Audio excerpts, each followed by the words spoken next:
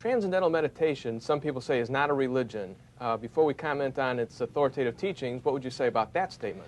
That's not true, because a federal court has ascertained that it is a religion and is not subject, therefore, to federal grants, which they were getting. And they are a Hindu cult, a variation of the Hindu religion, and they masqueraded for years as a mind-type therapy and analysis meditation technique. And it turned out, of course, in court, that they weren't telling the truth. Okay, and what did they base their teachings on? The Vedas, the Upanishads, and the interpretations of the Maharishi Mahesh Yoga and of the Guru Dev, who was his teacher and is also revered as a god. Now, we're instructors in TM for over a decade. Bob, what exactly is transcendental meditation? Well, what it is, Dan, is a technique to relax oneself. It's a technique for deep relaxation. What is the goal of this technique? The goal of meditation is really to become a good Hindu.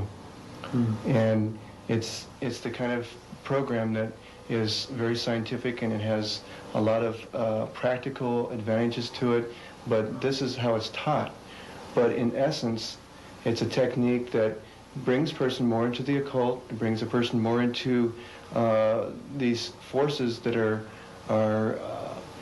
very difficult to deal with, and sometimes many people have had bad experiences from it. I agree with him. You know, I had said before that I felt an initial surge of energy and vitality when I started TM, and it was a contrast of, you know, when you're out in a busy world, and even if you closed your eyes for 20 minutes twice a day, you'd feel better just from the rest.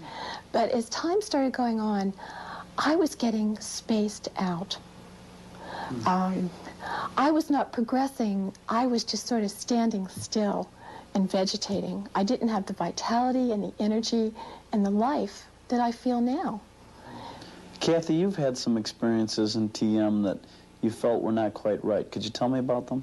I was at MIU in Fairfield, Iowa, which is where we were living, getting my Maharishi International University.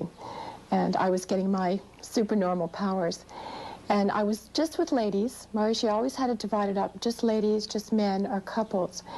And when we would do our flying technique together, boy, I look back on it now, it's very strange.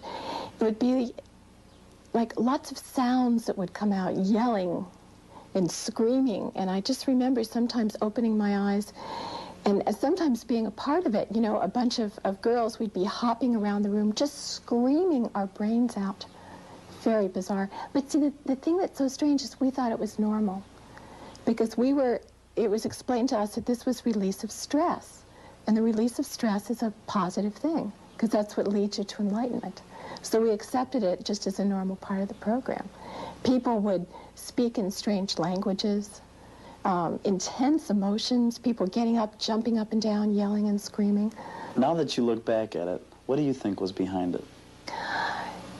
It had to have been some other powers taking over, because I remember during the flying, the reason that I would be propelled in the air was this force of energy that would go up my spine and through my head. It would literally pick me up and throw me. I had no control over it. Do you think it was demonic? Absolutely.